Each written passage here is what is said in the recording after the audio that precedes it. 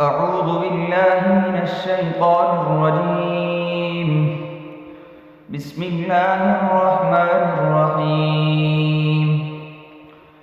الرحمن علم القرآن خلق الإنسان علمه البيان. الشمس والقمر بحسبان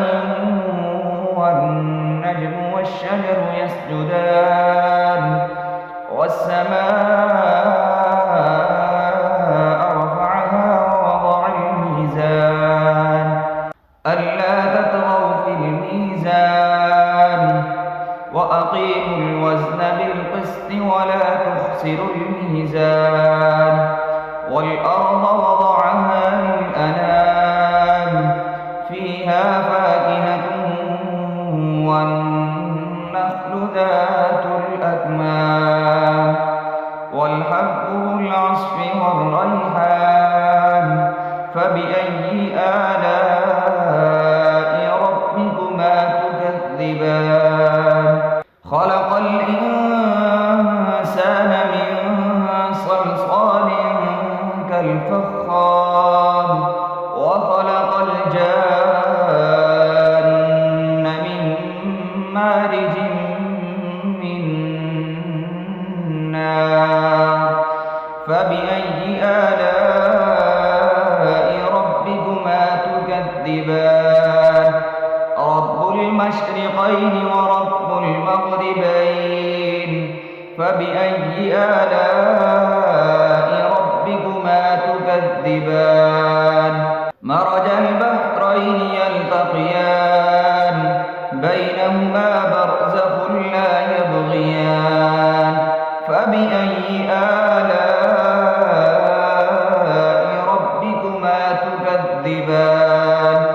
يخرج منهما اللؤلؤ والمرجان فبأي آلاء ربكما تكذبان وله الجوار المنشآت في البحر كالأعلام فبأي آلاء ربكما تكذبان كل من عليها فان ويبقى وجه ربك ذو الجلال والإكرام فبأي آلاء ربكما تكذبان يسأله من في السماوات والأرض كل يوم هو في شأن فبأي آلاء ربكما تكذبان سنفرغ لكم أيها الثقلان فبأي آلاء ربكما تكذبان يا معشر الجن والإنس إن استطعتم أن تنفذوا من أقطار السماوات والأرض فانفذوا لا تنفذون إلا بسلطان فبأي آلاء ربكما تكذبان يرسل عليكما شواظ من نار ونحاس فلا تنتصران فبأي آلاء ربكما تكذبان فإذا انشقت السماء فكانت وردة كالدهان فبأي آلاء ربكما تكذبان فيومئذ لا يسأل عن ذنبه إنس ولا جان فبأي آلاء ربكما تكذبان يعرف المجرمون بسيماهم فيؤخذ بالنواصي والأقدام فبأي آلاء ربكما تكذبان هذه جهنم التي يكذب بها المجرمون يطوفون بينها وبين حميم آن فبأي آلاء ربكما تكذبان ولمن خاف مقام ربه جنتان فبأي آلاء ربكما تكذبان ذواتا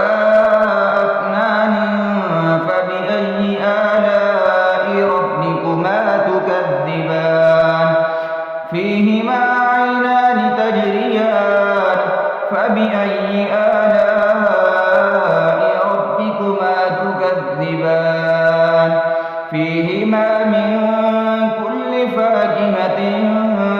زوجان فبأي آلاء ربكما تكذبان متكئين على فرش بطائنها من استبرق وجنى الجنتين دان فبأي آلاء ربكما تكذبان فيهن قاصرات الطرف لم يطمثهن إنس قبلهم ولا جان فبأي آلاء ربكما تكذبان كأنهن الياقوت والمرجان فبأي آلاء ربكما تكذبان هل جزاء الإحسان إلا الإحسان فبأي آلاء ربكما تكذبان ومن دونهما